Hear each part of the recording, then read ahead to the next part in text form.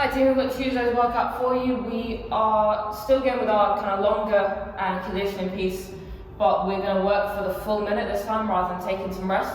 So we've dropped it down to 18 minutes to start with, then we'll increase it as we go in the future.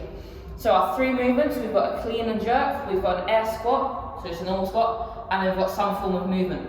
So with our clean and jerk, what that means is that we're getting our object from the ground overhead in two movements.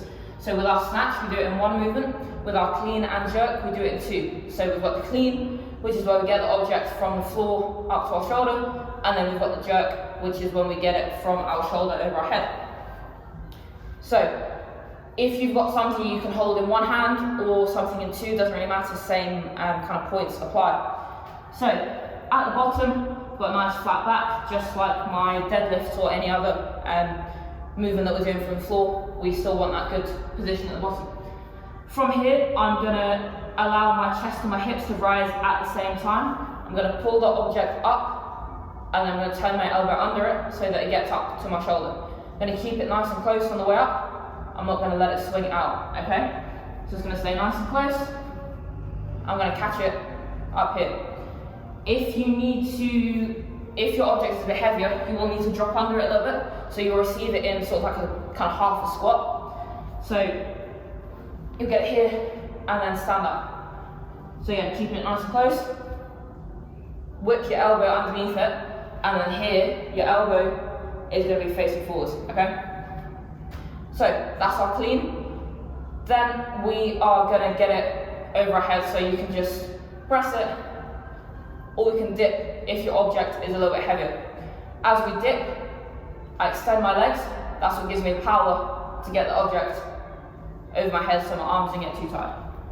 So that is our clean and jerk.